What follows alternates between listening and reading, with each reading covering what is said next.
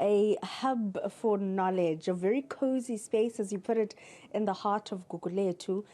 They say that they're not a bookstore, nor they're a book club, but a curated space for not only locals, but readers, writers from not only locally, but from far and wide in South Africa and even outside of the borders of South Africa. But to talk to us more about this knowledge hub, Lumkile's book joint, who is the founder. Lumkile, thank you so much for your time. But, you know, I get the sense of the coziness and I see the books.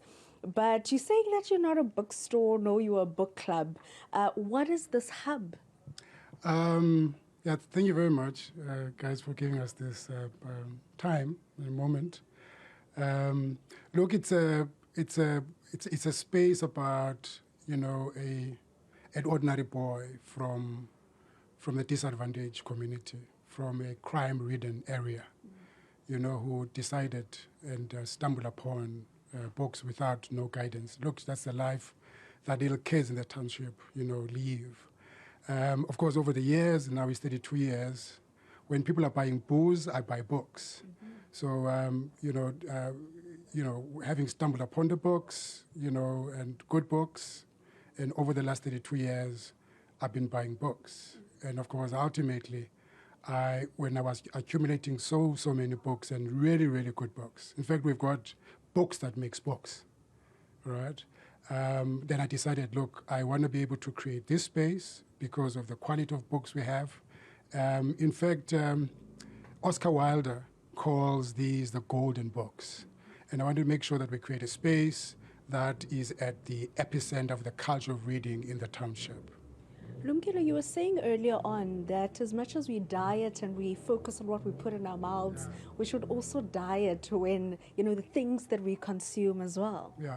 Look, I mean, it's something that us as the black community ought to know. Books are very much like a diet. You know, it's something that has long been written about. You know, all of the great movie makers, all of the great painters, all of the great leaders, you know, all the great emperors read good books, right? So it's important that we get the good books because we're getting the right diet, right? And I know, I mean, one is not saying it for the bad thing. Of course, the books are good for literacy, you know, so to start off and really get people interested and the kind of topics that they are. But then again, as you grow, you need to make sure that your plate has just the right nourishment. And that's what this thing is. And I think you need to get the books that really are enlarging to you. So that's what we're talking about. And of course, that's what we have at the book joint. We can't run away from the fact that when one thinks about buying a book, you think you need to dig deep into your pocket.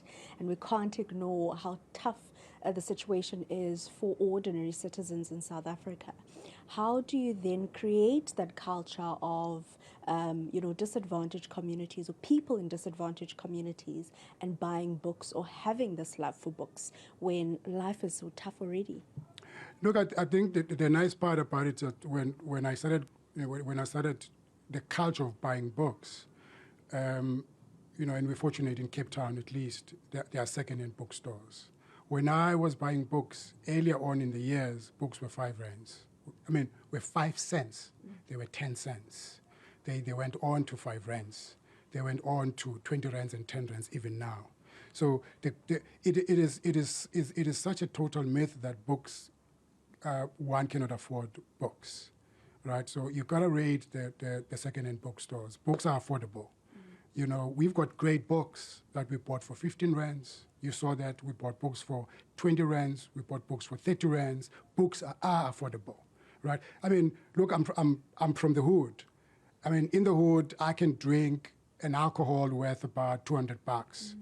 From that, I would, you know, from that I would be able to use $100 to bring in 3 books and be able to go to town to a second-hand bookstore. So it is a myth that books are not affordable, you know. So, but then again, it's a question of you being in pursuit of good books, and good books are already written, but of course, even now, of course, we've got good books that, certain writers are able to produce. This hub was opened officially to the public during the COVID pandemic. Yeah. But it does lie in the heart of Gugulethu. We know the stories that come with Gugulethu and the fact that, it is a crime prone as well. Yeah. Who walks in through these doors? Yeah. Look, I mean, the nice part is that if you go to Lumkile's Book Joint Facebook page, and normally the story that we normally share is from our Facebook page. Mm-hmm. Literally, the whole world has been here. And I've seen people that are, I've seen, every kind of hue of people being here. They've been here. I've never had a story from them. Mm-hmm. For the last, since we opened the space in 2020, right? Literally, the whole world is here. And I'm saying, yes, of course, one knows that our townships have got this image. It's a disadvantaged, community, but, people come to this space. We host them. We talk to them. They appreciate really this unique energy that we have created here. So, I mean, we can't even encourage people to come here because they do come.